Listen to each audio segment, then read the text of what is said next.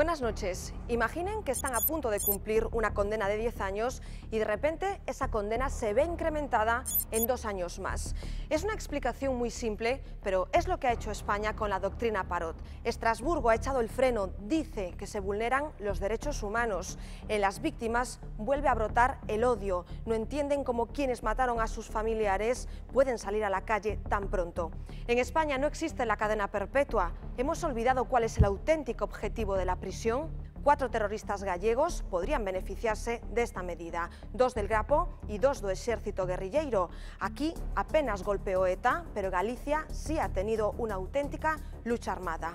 Hoy en Informe en V, la Parot en Galicia.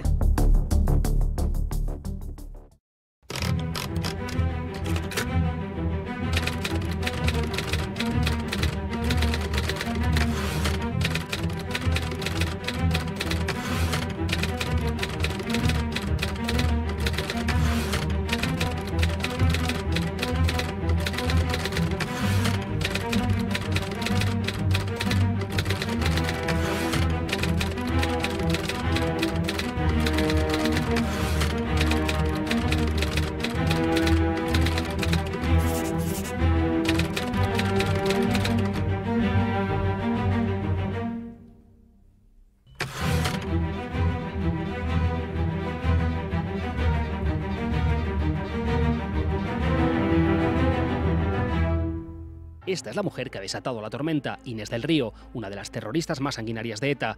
Ella ha movido los cimientos de la justicia española. El 3 de agosto de 2009 presenta una demanda ante el Tribunal de Estrasburgo. Solicita su puesta en libertad después de que la Audiencia Nacional decidiese mantenerla en prisión hasta 2017. Su condena terminaba en 2008. Se aplica así la ahora famosísima doctrina Parot. A cultura penal estropéase cando, precisamente a resultar do terrorismo, se empeza a pensar que un endurecimento das penas primeiro e despois uns determinados atallos para conseguir que o castigo se poida prolongar máis alá do que establece razonablemente a sentencia e cando se crea o protagonismo organizado das víctimas contra o terrorismo e, por tanto, se convirte de alguma maneira a xusticia como nun elemento de compensación frente á víctima, pois aparece este debate de ahora mismo que, da miña postura personal, me parece moi lamentable, moi astruso. La etarra Inés del Río apela en su reclamación a los derechos humanos. Estaba condenada a más de 3.000 años de cárcel. Estrasburgo dice que la medida española vulnera el convenio. La pregunta es ahora si se puede alargar una pena ya en vigor a un preso. Non hai ningún país que teña pensado, digamos, a cultura penal desde ningún país avanzado, me refiero, que teña pensado a cultura penal desde a matemática, verdad? A morte correspondenlle 10 anos, a 10 mortes correspondenlle 100, non? A ver como mantemos vivo o reo para que a poida cumplir inteira e a poder ser con ratas na cárcel. ¿Pero qué es exactamente la doctrina Parot? ¿Cómo se aplicaba? Para hablar de ello hay que remontarse a 2006. Rodríguez Zapatero era el presidente del gobierno. En este contexto, el Tribunal Supremo evita la puesta en libertad de Henri Parot, cuando solo había cumplido 16 años de cárcel. Según el Código Penal del 73, los terroristas podían salir de prisión sin haber cumplido 20 años al descontarse los beneficios de la pena máxima, entonces 30 años.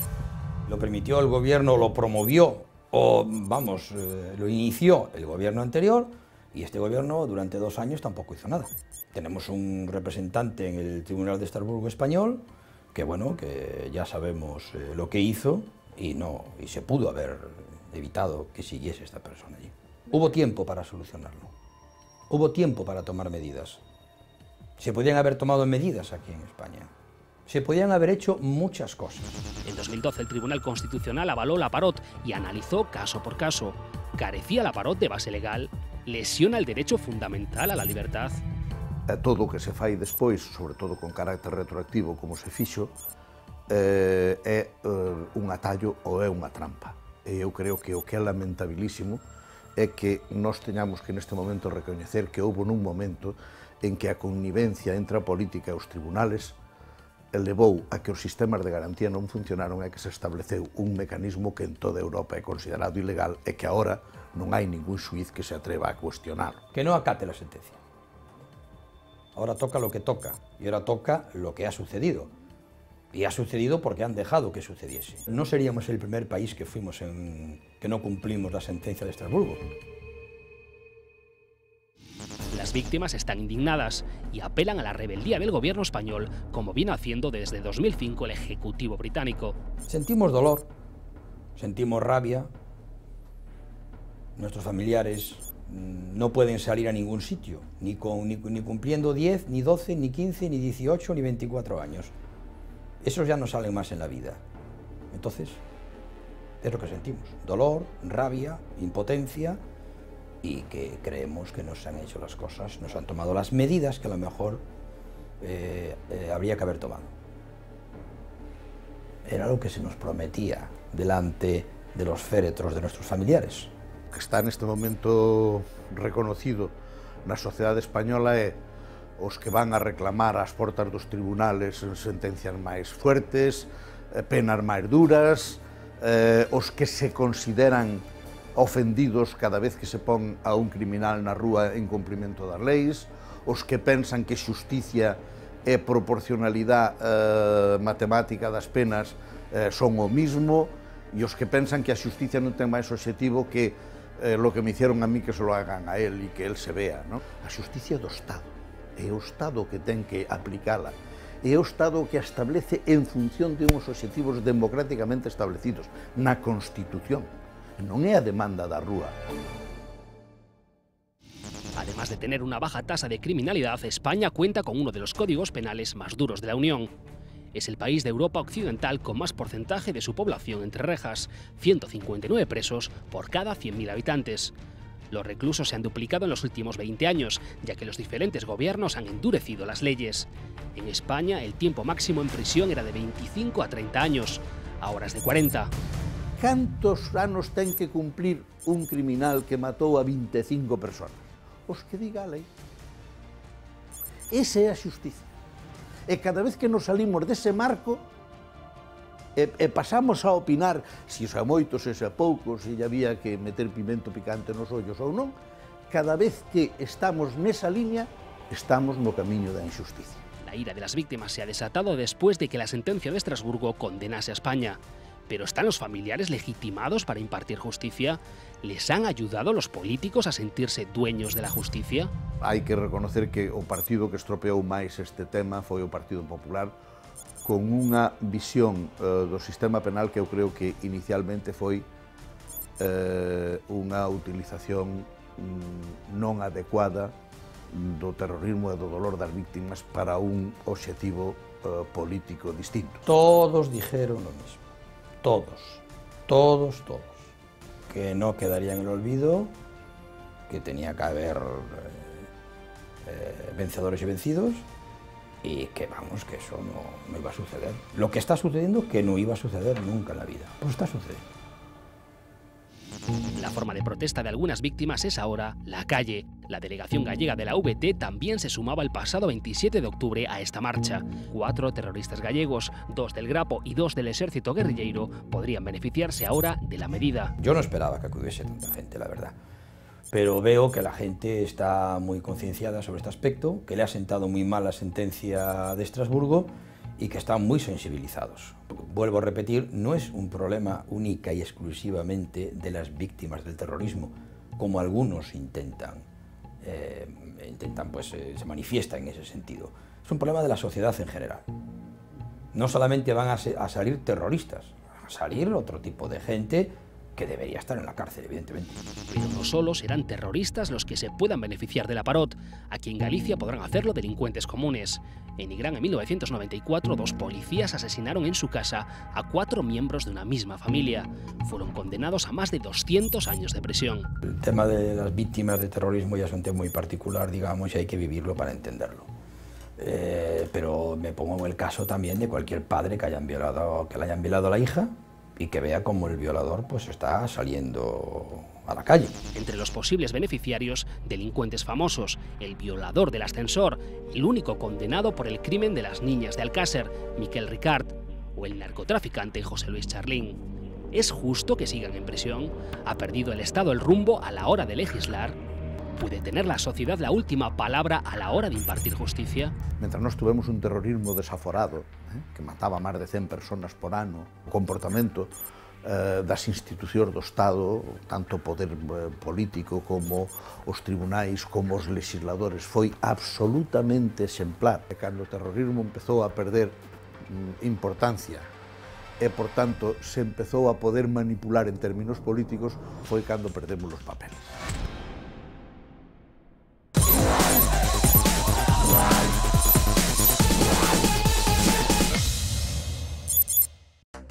Siete terroristas del Grapo, 2 de ellos de origen gallego, figuran en la lista de beneficiados por la sentencia de Estrasburgo. Con la derogación de la doctrina Parot y teniendo en cuenta que al menos 2 etarras ya han salido de prisión, es probable que los miembros de esta organización armada también empiecen a abandonar las cárceles. Cando te cometes un delito, sabes que esa é a lei que te van, pola que te van a condenar. Non poden despois dicirche, bueno, eu cometo un delito no Estado español que non hai a pena de morte, e despois ven un goberno que reforma o Código Penal e en esa reforma impón a pena de morte, eu teño que ir ao paredón. Poden facer leyes a carta lei, e a lei e todo o mundo ten que cumplila, senón para que se enche os políticos a boca co Estado de Dereito. Tanto Estado de Dereito, Estado de Dereito, e despois facemos o que nos pete. No, claro que estou en contra da doutrina Parot, porque a doutrina Parot non está para os violadores. Mentira, iso é falso. Estaba para os presos, principalmente, de ETA e Grapo. Os presos políticos non lle dan ningún dereito. Los grupos de resistencia antifascista 1 de octubre, conocidos por sus siglas Grapo, están considerados el brazo armado del Partido Comunista reconstituido. Sus primeras víctimas datan de 1975 y a lo largo de su historia han asesinado a más de 80 personas. Su periodo de mayor actividad se produce en la transición. En 1982 ofrecen un alto el fuego al gobierno de Felipe González. Muchos de sus miembros abandonan paulatinamente las armas. Pero eso no evita que cumplan íntegramente las penas. Telmo pasa media vida entre rejas. Non contemplaron outra vía que non fose a da loita armada? En aquel momento non, daí as palabras que había deixado, que había dito Franco daquela, non deixo todo atado e ben atado, entonces nos pensábamos que coa loita armada íbamos a frenar esa reforma política. A primeira vez que entrei na cadea foi do ano 77, con 21 anos recién cumplidos. Salín pronto, salín aos 3 anos, pero xa me volveron a deter do ano 1980. Estuve preso pois hasta finales do ano 97. Non houve morte? Non, nin morte nin feridos. Vostede non matou a ninguén? Non, nunca. Entrei na cadea por motivo de sangre, nunca estuve. Eu me desvinculei do Grapo do ano 91, a raíz dunha folga de fame moi longa que durou 365 días, na cal morreu un compañeiro por contradicións que había en min coa línea política do PCR do Grapo, pude vincularme da organización. Guardias civiles, policías, banqueros, empresarios. El objetivo de establecer un Estado socialista deja un reguero de sangre que las víctimas ni olvidan ni olvidarán nunca. Entre sus crímenes más graves figura la explosión de una bomba en la madrileña cafetería California 47. En mayo de 1979, 9 personas mueren y otras 61 resultan heridas. Eu entendo, porque é unha persona que lle mate un ser máis querido, o compañeiro, o fillo, o pai, ten que estar doído. Eu iso entendo porque iso é normal, pero tamén non podemos ser vengativos. Posiblemente haya morto dentro desa loita pois algún civil. Cando se soja con fuego, o tema pois, é peligroso, non? Quero dicir con isto de que hai moitas formas tamén de terror. Cando unha familia con crianzas se bota da súa casa e ten que ir coas seus fillos a dormir abaixo un puente, iso é terror. La actividad obrera en Vigo y Ferrol y la ideología comunista a la que se adscribe este movimiento armado provoca una intensa actividad de sus miembros en Galicia. Tras operaciones policiales que acaban con la detención de integrantes en activo, un comando itinerante reaparece en 1988. Su víctima es el empresario gallego Claudio San Martín. fundador de la cadena de supermercados que lleva su nombre y por aquel entonces también presidente de Caixa Galicia, muere en su vivienda del centro de A Coruña. Los Grapo, Laureano Ortega, Encarnación León y María Jesús Romero llamaban con la excusa de hacer entrega de un ramo de flores a la puerta del domicilio de Claudio. Abre la puerta a su mujer, Carmen Corredoira, y delante de ella lo matan tras recibir varios disparos. Es el 27 de mayo de 1988, una jornada negra para el terrorismo en Galicia. Es el mismo día que el exército guerrilleiro do pobo galego Ceibe vuela el chalé de Manuel Fraga en Perves. Con la muerte de San Martín, los Grapo siguen derramando sangre. Se continuou, hubo moitas detencións, os máis importantes membros do Grapo estaban presos, entonces pois todo é unha cadea, no? Por un lado, eles, porque eu tamén estaba daquela, estábamos presos, o goberno non cedía un pouco as reivindicacións que facía o Grapo, entonces pois entra dunha dinámica que é difícil de parar, non?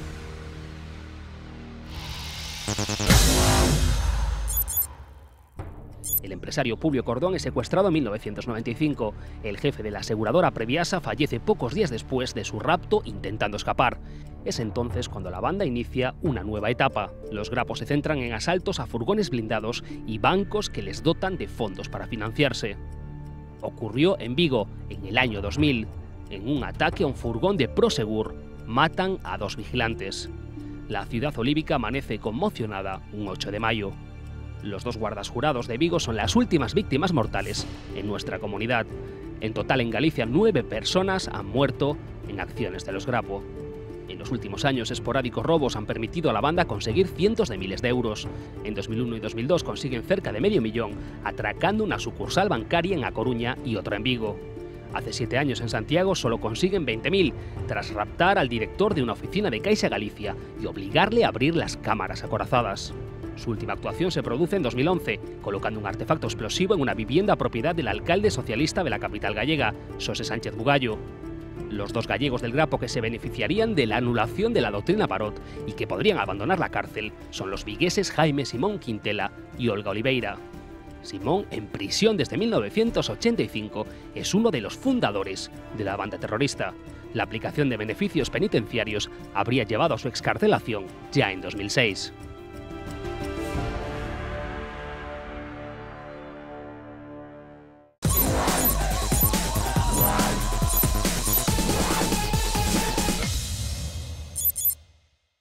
Fue la banda armada por excelencia en Galicia. Se le atribuyen unos 90 atentados con un triste saldo de 4 muertos. 2 de esos fallecidos eran activistas de la propia organización, del ya extinguido Exército Guerrilleiro do Pobo Galego Ceibe. Hoy en día cumplen su condena 2 de sus miembros, y lo hacen en régimen de tercer grado. Son Josefa Rodríguez Porca y Manuel Quintáns López, condenados a 76 y 72 años de cárcel respectivamente por el atentado contra una pareja de la Guardia Civil en Irisoa en 1989. Uno de los agentes falleció en ese ataque. La coruñesa exguerrilleira debería haber obtenido ya la libertad en 2008.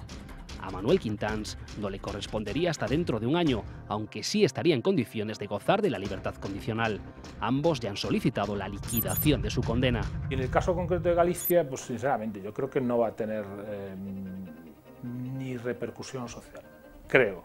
Estamos hablando de que el ejército guerrillero hay unos 40 miembros reconocidos, de los cuales unos 37, tengo entendido, pasaron por la cárcel en algún momento. Han salido prácticamente todos y no ha pasado nada. No creo que ahora vaya a pasar absolutamente nada socialmente. Que es más justo o menos injusto y que las víctimas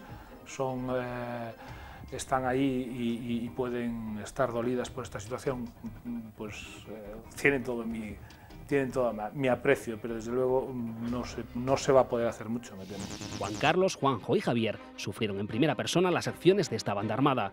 Ellos estaban en la discoteca Clangor de Santiago hace 23 años, cuando una bomba con la firma del Exército Guerrilleiro explotó dejando 3 muertos y 49 heridos. Evidentemente, yo después de vivir un atentado de estas características, yo estaba de acuerdo con la doctrina Parot, aunque jurídicamente pueda entender pues, la sentencia de Estrasburgo. No por tanto, o sea, ojalá los metiesen a todos en la cárcel el resto de su vida. Gente que sale beneficiada de la ley Parot, ahora mismo pues salen riendo, salen no sé qué, joder, parece que me parece una falta de respeto. En el caso de estos dos exguerrilleros, esa imagen de la etarra Inés del Río no se podría repetir.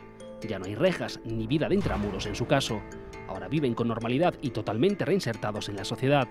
Josefa lleva una tranquila vida familiar, mientras que Manuel es un reconocido abogado en Santiago. Su única atadura es la obligación de presentarse ante las autoridades 2 veces por semana. Atrás dejaron la página más oscura de su biografía, que nos remonta a mediados de los años 80, década del nacimiento de esta organización. No hay un día en el que surge, no nos acostamos sin el ejército guerrillero y nos levantamos con una estructura armada, sino lo que había, y eso es una realidad.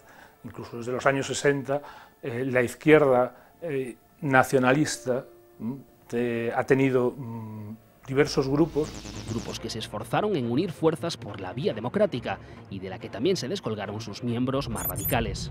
De toda esa gente que fue quedando, pues había múltiples siglas y había algunos pequeños líderes, ¿no? Que son los que un poco recogieron esa sensibilidad y esa vía de la violencia, que insisto, yo creo que no hay un momento en el que empiece el ejército guerrillero, ni uno en el que se acabe. Ellos piensan románticamente, porque incluso lo hacen casi literariamente, todas sus propuestas, que Galicia merecía ser independiente y ese es el objetivo. Pretendían un Estado socialista independiente para Galicia a través de las armas. Eso sí, su intención inicial era hacerlo con ataques simbólicos, sin poner vidas en juego. Eso parecía, lo que pasa es que tampoco hay un estatuto del ejército guerrillero donde dijera no, solo vamos a actuar contra elementos impersonales. No. No existe. Probablemente hacían lo que podían. Tampoco hay que llamarle terrorismo de baja intensidad. No, al final era terrorismo porque era un grupo armado. Y la posibilidad de que pasase algo, como al final ocurrió, pues estaba ahí. Y ocurrió en el atentado de Irisoa. Antes se afanaban en voladuras de torres de alta tensión o en ataques a entidades financieras, incluso en objetivos más particulares, como el atentado contra el chalet de Manuel Fraga en Perves en 1988. Un año después tallaron su primera muesca mortal. Benedicto García Ruzo, agente de la Guardia Civil, que pereció tras recibir 8 disparos. Su compañero, Antonio Pérez Freire, logró salvar su vida. Años después, algunas fuentes siguen diciendo que aquello no era el objetivo, que el general ha muerto en Guardia Civil, simplemente fue una escaramuza y se resolvió trágicamente, pero que ese no era el objetivo. Al final ocurrió lo que ocurrió. Pero además de empresas, políticos y fuerzas de seguridad, en Subiana también había sitio para los malos. Para los otros malos, aquellos que también desplegaban el terror en Galicia, pero que lo hacían con el arma de la droga. Ellos se presentaron ante la sociedad como una especie de justicieros, y fue llamativo su intento, por ejemplo, de atacar objetivos vinculados al narcotráfico. Realmente era ridículo, porque el juez Garzón ya había actuado aquí, y al final lo curioso es que unos y otros han acabado en la cárcel. Precisamente en la madrugada del 11 de octubre de 1990 llevarían a cabo su atentado más ambicioso contra los narcos. En 4 localidades de la provincia de Pontevedra colocaron 5 bombas que destruyeron una sucursal bancaria y establecimientos propiedad de detenidos por tráfico de drogas. A estos objetivos se unió uno más en la capital de Galicia. Aquella noche, a las 3:30 de la madrugada, un artefacto explosivo estallaba en Clangor, una discoteca de ambiente estudiantil de Santiago. La chapuza trágica por excelencia, ¿no? La discoteca Clangor era un destino obligado en la noche estudiantil compostelana, un símbolo de la movida que atraía a jóvenes de toda Galicia. Yo tenía 17 años entonces, todavía estaba preparándome para entrar a la universidad y sin embargo había ido alguna vez por la discoteca porque era un sitio que francamente tenía muchísimo éxito, ¿no? Era un lugar de culto, era una discoteca distinto a cualquier otro sitio. Salías de noche para ir a Clangor. No es que como discoteca valiese mucho, quiero decir como edificio, porque era un gallinero, pero la música era muy especial y sobre todo estaba de moda. Yo recuerdo que mi hermana pues era la primera vez que estaba en Santiago y siempre nos escuchaba hablar Clangor, Clangor, la movida de Clangor y tal. Pues entonces decidimos ir un poquito antes porque se masificaba de gente. Así que estos 3 estudiantes ourensanos acudieron con 3 amigos más a su habitual cita con Clangor. Los terroristas con su artefacto ya se habían mezclado entre la gente. No había empezado la música, la música ambiente que había antes en las discotecas, antes de que realmente empezase la fiesta. Estábamos realmente sentados encima de donde estaba la bomba. sinceramente estábamos que no nos solíamos poner nunca, pero como no había gente y nunca estábamos esas horas y lo vimos tan vacío, pues nos pusimos allí. En un lateral, donde había 2 o 3 escalones, y había un bafle. Nos llamó la atención que había pues una pareja allí de gente que no era el prototipo de gente de Clangor. Pues a eso de las 3 o así, mi novia dijo, venga, vamos a bailar. Yo, si no hay música todavía. Ella insistió y nos desplazamos sobre 15-20 metros aproximadamente, justo entre 2 columnas. Y fue en ese momento, a los, no te puedo calcular exactamente, 2-3 minutos, cuando se produjo la explosión. Eran las 3:30 de la madrugada cuando el DJ del local incrementó el volumen de la música. Según la investigación posterior, las vibraciones de la columna de sonido activaron la bomba. Clangor registraba en ese momento media entrada, alrededor de unos 200 jóvenes que estaban disfrutando de la noche. Todo el techo se derrumba, se cae todo. Es decir, nosotros tuvimos la suerte de que nos pilló entre las 2 columnas, nos tapó la onda expansiva y no nos cayó nada encima. Pero todos los chicos y chicas que estaban tanto en la pista como en las inmediaciones del bafle donde fue colocada la bomba, pues evidentemente se vieron muy afectados. Yo no sabía que era una bomba. Hubo un cortocircuito. O sea, a mí me temblaron las piernas a las 3 o 4 horas cuando me enteré de que era realmente un atentado. Vaya. Te quedas absolutamente sordo y ciego porque una sensación rarísima de no saber ni dónde estar, de desorientación. No da respirado porque era muy tóxico lo de la pólvora. Te ahogas, quieres salir. Mi hermana tenía una pequeña minusvalía, entonces yo lo que hago, me voy a por ella, le pongo la cazadora encima de la cabeza, porque seguían cayendo cascotes del techo, la cojo en el colo y justo cuando estoy subiendo pues empezó a cundir el pánico y un chico se me colgó del cuello. Entonces yo no sé de dónde saqué fuerzas, es una fuerza, un instinto de supervivencia, que yo salí con mi hermana y el chico colgado. Salí por un agujero de la pared, un boquete de unos 3 por 3 metros, ¿no? Yo salí por ahí, yo bajé a mi novia, arramplé con ella para afuera, yo iba pisando encima de gente y al mismo tiempo gente saltaba encima mía. El balance de aquella noche, 3 muertos y 49 heridos, 4 de ellos muy graves. 2 de los fallecidos fueron los propios terroristas, un hombre y una mujer, sorprendidos por la detonación. Si el daño colateral es que se mueran los terroristas antes que los estudiantes, pues evidentemente yo lo doy por bienvenido. En este caso para mí solo hubo un fallecido. Días después, alguien en nombre del ejército guerrillero llamó a la voz de Galicia, dijo que hubo un error técnico, trágico. Llega a ser 1 hora más tarde y allí hay una masacre, pero tremenda. Aquella madrugada del 11 de octubre de 1990 fue una jornada de excitación, sobresalto y miedo también para muchos padres. Intentaban confirmar que sus hijos no estaban entre las víctimas. No había teléfonos móviles, había miles de personas en Santiago aquella noche. Ten en cuenta que había 40.000 estudiantes en aquel momento. Entonces no se llamaba a las personas, se llamaba a los sitios, ¿no? Después supimos de muchas anécdotas de padres que estuvieron llamando toda la noche y toda la mañana a sus hijos mientras sus hijos estaban durmiendo de resaca en su cama, pero claro, llamaban al bar de abajo y el niño no había ido a comer esa tarde porque no se había enterado absolutamente de nada de lo que había pasado. Las cosas iban mucho más despacio y de esa estupefacción inicial se pasó a la indignación. Esa noche yo dormí abrazado a mi hermana, porque claro, y estábamos los dos temblando. ¿Qué hicimos nosotros? ¿Qué tenemos que ver? Por mucho que reivindique el ejército o quien sea, que viene a una discoteca de chavales de 20 años. ¿A qué? No hay ninguna excusa que valga una vida.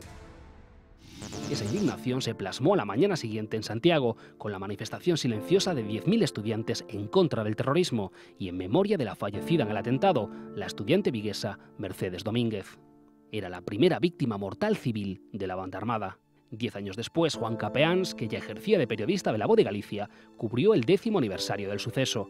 Esperaba que las víctimas hubiesen dejado atrás el horror que vivieron. De repente te empiezas a dar cuenta de que hay gente que está muy fastidiada y gente que tiene secuelas para toda la vida.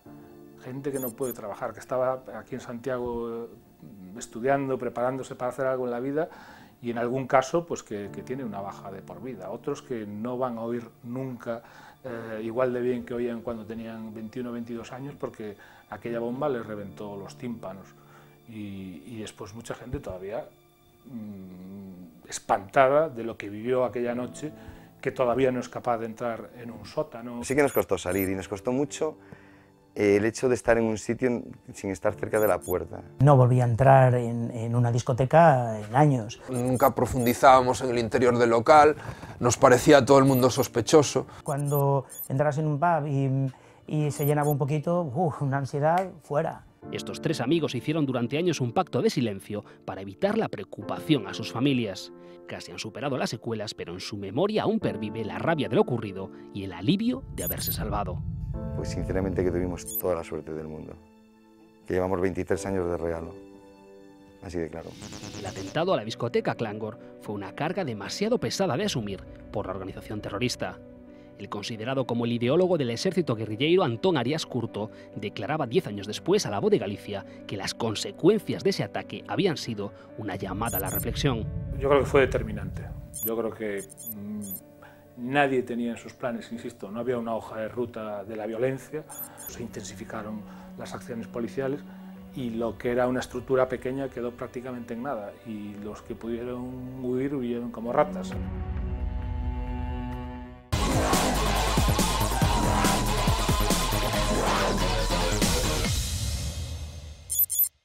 Los atentados en Galicia cesan durante más de una década con la supuesta desarticulación del ejército guerrilleiro, pero en 2005 se publica en Internet un escrito titulado Manifesto da Resistencia Galega. Ahí nace, según las autoridades, una renovada banda terrorista. Su modus operandi, acciones de vandalismo y terrorismo de baja intensidad, que consisten en la colocación de artefactos explosivos contra objetivos políticos, sociales y económicos. Vuelven los ataques y se plantea una nueva pregunta. ¿Es Resistencia Galega una evolución do exército guerrilleiro? Sí puede haber coincidencias ideológicas, sí hay evidentemente una coincidencia territorial, que es Galicia, pero yo no creo que haya un hilo entre una y otra organización, por una sencilla razón, porque pertenecen a generaciones completamente distintas, que no han estado en contacto. Os nosos peritos, no informe que defenderon, entendían que non se pode facer ese continuo porque o exército guerrilleiro bebía da tradición política da época, a URSS, a época dos anos 80, e a Resistencia Galega bebe de outras bases ideolóxicas que estarían enfrentadas, máis de carácter libertario, autoxestionario, que non terían nada que ver, vamos. Borja Colmenero defiende a uno de los 4 condenados por delitos de participación en organización terrorista, un fallo emitido por la Audiencia Nacional el pasado mes de septiembre. Fue la primera sentencia de este tipo contra integrantes de Resistencia Galega, a pesar de los antecedentes que había de causas anteriores con delitos de la misma índole y con condenas diferentes. Un argumento que este abogado esgrime para desmentir la existencia de tal banda armada. Esta é a primeira vez que hai unha sentencia por integración en banda armada, pero non é a primeira vez que hai condenados por terrorismo en Galicia. Naqueles casos houve condenas, existían estas mesmas probas e estas probas non constituíron proba de cargo suficiente para acreditar que houbera unha organización. Qual é o cambio xurídico que fixo que un tribunal entendera que pois nos 7 ou 8 procesos anteriores se entendera que non había organización e agora sí. Bueno, non sei o que nós non conseguimos entender e, por tanto, recurrimos porque non estamos de acordo. Tanto es así que los condenados no solo no reconocen su pertenencia a esta supuesta banda armada, sino que se desmarcan de la denominación que aseguran les fue atribuida. Debe ser a primeira organización a que lle pon o nombre policía. É dicir, a primeira vez que alguén fala de Resistencia Galega é a Policía e a Guardia Civil. Non o digo eu. O responsable de información da Policía Nacional, no xuicio, dixo, a preguntas da defensa, que o nome da Resistencia Galega lle puxeran eles. Lo cierto es que desde su primer ataque, la policía atribuye a esta supuesta organización terrorista hasta 38 atentados, ninguno de ellos con daños personales. Solo 8 acciones fueron reivindicadas por los independentistas radicales, que si bien admiten sus delitos, lo hacen bajo la figura de terrorismo individual. Estaríamos ante delitos que o Código Penal prevé nos artigos 577 seguintes como de terrorismo individual. Por exemplo, a Audiencia Provincial de Palma de Mallorca acaba de condenar a 4 anos o rapaz aquel mallorquín que no ano 2012 tiña na súa casa explosivos para intentar atentar na Universidade das Illas Baleares, imitando a matanza de Columbia.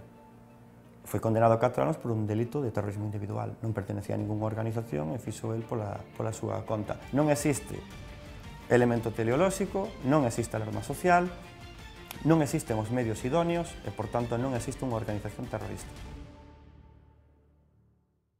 Bajo estas premisas, queda en manos del Tribunal Supremo el recurso de casación presentado por los condenados contra esa sentencia, que por primera vez reconoce la existencia de este Comando Armado Gallego. El mismo organismo judicial que descartó esta denominación para colectivos, a priori más estructurados. Cuando o Tribunal Supremo conoceu de casos en casación de Osgal, de grupos neonazis como Hammerskin, Acción Radical, que foron moi coñecidos, dos Latin Kings, que se trataba de grupos perfectamente organizados que cometeron asesinatos, secuestros, violacións de personas, posesións de armas, non foron consideradas organizacións terroristas. En este caso, sí. O que se falla é unha interpretación da lei que atende a outro tipo de criterios que extralimitan os jurídicos. En el ámbito político, la polémica dividió al Parlamento en varios frentes. Por un lado, PP y PSDG, que aprobaron la condena al terrorismo de Resistencia Galega. Por otro, BNG, que si bien estaba dispuesto a hacerlo, supeditó su apoyo a la retirada de la alusión a Resistencia. Por último, AGE, cuyo portavoz, Xosé Manuel Beiras, intentó justificar sus ataques. Calquera das mulleres nai de un mozo, ou varios fillos que están no paro, que xa non cobran. E que esa nai resulta que un dos seus fillos que defende os ideais perde o control, exasperado, entra en circuitos nos que acaba collendo un AliExpress metendo cantas cousas e montando un artefacto caseiro explosivo que ao final non matou a ninguén, ao mellor reventou un caixeiro absolutamente condenable. Eu entendo que Xosé Manuel Beiras é un home demócrata completamente e que non está facendo apoloxía do terrorismo, nin con eso está xustificando nada, vamos. Eu penso que sería un erro pensar eso, pero igual a outros grupos políticos lles interesa presionar para que esa alarma social que non existe e que lle interesa, segundo o CIS, porque veu representante do CIS a este xuizo, e dixo que lle interesaba o terrorismo en Galiza 0,2%. Entón, igual interesa que ese interés aumente, ¿no? Yo lo que no entiendo es que haya cierta benevolencia, incluso desde algún grupo en el Parlamento, pues que le reste importancia a determinadas acciones. ¿Hasta cuándo le va a restar importancia? ¿Hasta que ocurra otro accidente? Creo que es una irresponsabilidad. Decir que poñer bombas non é terrorismo é absurdo, e ademais é facer o xogo a unha organización que o que busca precisamente é eludir ese calificativo para eludir as leis antiterroristas. Ante el incremento en el número de atentados, desde la Comisaría General de Información se ha creado una sección dedicada única y exclusivamente a Resistencia Galega. Se le atribuye una estructura ilegal, ideológica, operativa y estratégica. Según las autoridades policiales, han aumentado su poder destructivo, además de adquirir más arsenal. La maquinaria policial para luchar contra esta supuesta banda armada ya está en marcha. A necesidade de crear inimigos para legitimar e justificar a existencia do Estado. Se o principal inimigo do Estado español, que veu sendo ETA, en términos de confrontación social e de legitimación en negativo, desaparece, é curioso que coincidan no mesmo tempo a aparición desta nova organización, desta suposta nova organización, e que de repente haxa un interés policial, político, mediático. Es muy difícil que brote una semilla de ese tipo. La gente al final tiene que vivir, y ser terrorista pues hace falta tiempo y dinero, y aquí no hay una organización para poder ser un terrorista como fueron los de ETA, que realmente vivían a sueldo de la propia banda y con una estructura económica muy fuerte. Sobre la mesa está ahora la existencia o no de terrorismo organizado en Galicia. Para los expertos la respuesta es sí, incluso en lo que tendría que ver con su relación co exército guerrilleiro. O meu criterio nese punto é a lei, verdad?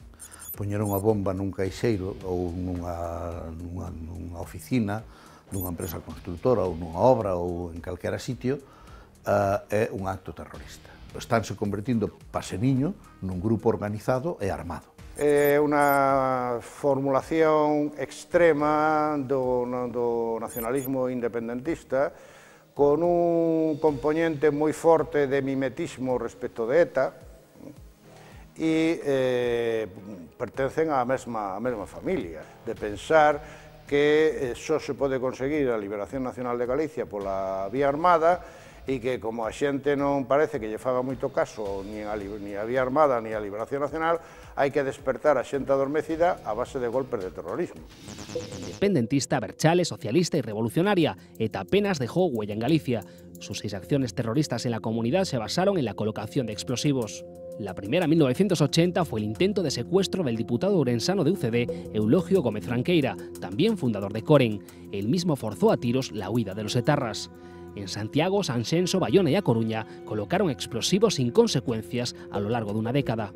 El mayor golpe gallego a la banda tuvo lugar en 2001. La policía detiene en A Coruña a la etarra Alicia Sáez. 2 días después se localiza un piso franco en Santiago.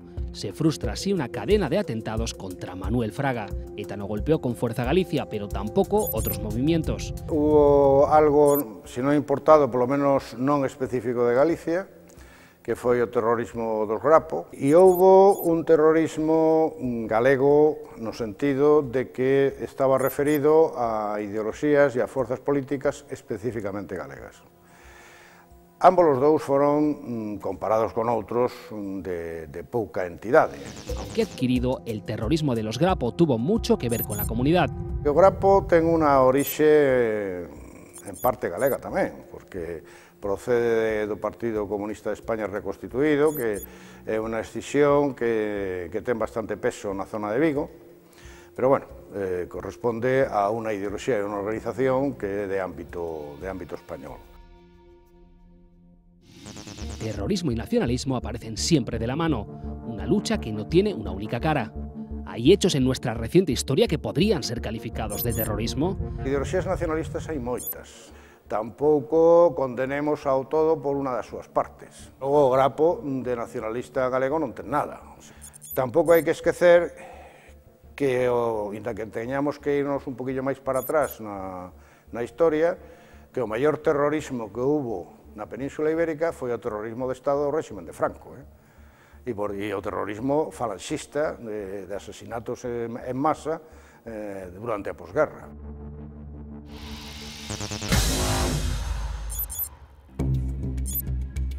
La eterna pregunta es ¿qué ha sido o no terrorismo en la historia de España? ¿Navegamos ahora hacia un nuevo estado del odio? Los políticos le han dado alas a las víctimas hasta el punto de que se está perdiendo la perspectiva sobre quién debe impartir justicia. ¿Hay que cambiar las penas en función del dolor de la sociedad? Así nos vamos. El próximo fin de semana, un nuevo Informe en V.